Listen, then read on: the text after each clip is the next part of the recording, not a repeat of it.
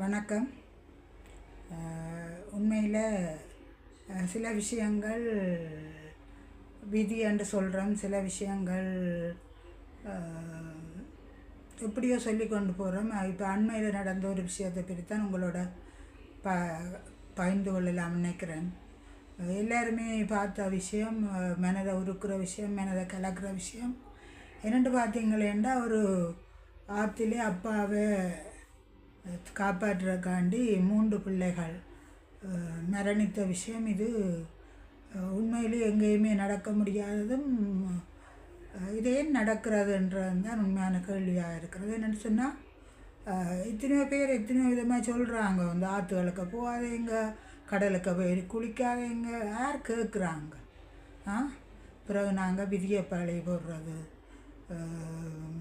செல்வி எடுத்து எத்தனையோ ஆண்டுக்கு ஆழத்தில் விழுந்து பிறகு அதை காப்பாற்றுறதுக்கு 34 பேர் அரசு அதிகாரிகள் எல்லாம் பார்த்து எடுத்த விஷயம் வந்து இப்படி நிறைய போய்கொண்டு தான் இருக்கிறது. ஆனாலும் நாங்கள் மாற மாட்டோம் என்று இருக்கிறோம். அதிலும் பார்த்திங்களேன்டா, உண்மையில் வாழ்க்கைன்றது ஒரு தடவை அந்த வாழ்க்கையை செம்மையாக வாழணுமன்றது ஒரு விஷயம்.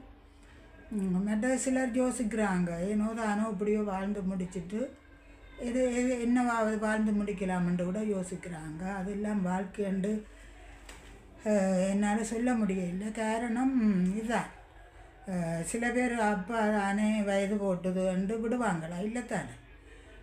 தங்களுக்கு ஒரு ஆபத்து பிறப்புன்றது கூட அவங்களுக்கு தெரிஞ்சிருக்காது.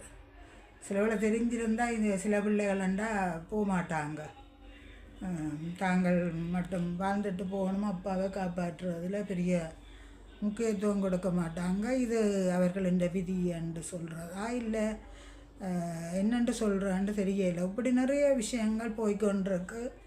அதால் மக்களே, உங்களுக்கு ஒரு விழிப்புணர்வாக இதை யோசிங்க.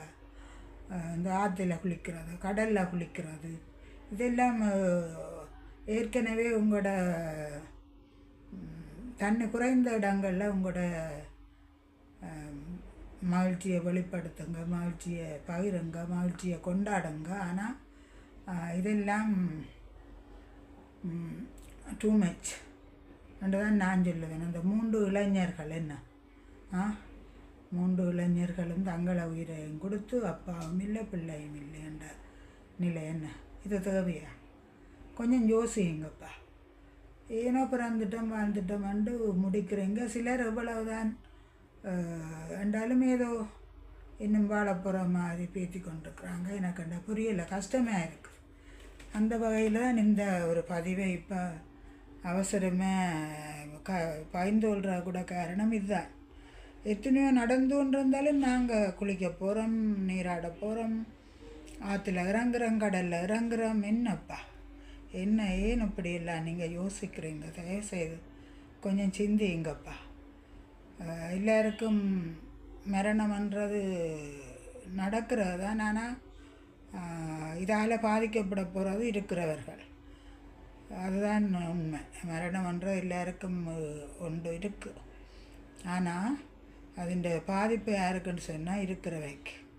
அதனால் கொஞ்சம் உங்களை இதெல்லாம் சந்தோஷம் என்று யோசித்து ஆற்றுல குளத்தில் கடலில் இறங்கி நீராடுறதை முதல் நிப்பாட்டுங்க. இந்த செல்வி எடுக்கிற விஷயம், அதில் ஒரு இடத்துல பாரதி பாஸ்கரே ஒரு பட்டிமன்றமோ ஏதோ ஒன்றில் பேசுகிறான். என்னென்று சொன்னால், செல்வி எடுக்க ஒரு இளைஞன் 150 அடி பள்ளத்துக்கு விழுந்து அதுக்காக அரசு அலுவலர்கள் செலவழித்த நேரம், அவர்களுடைய அர்ப்பணிப்பு, தியாகம், அதெல்லாம் ஒரு தேவையானது ஆண்டு கூட யோசிக்கிற அளவுக்கு எங்களோட செல்வி முகம், அதாவது படப்பிடிப்பு இருக்குது. அதனால் கொஞ்சம் யோசிங்க. அவ்வளவுதான், வாழ்க்கையே அவ்வளவுதான்.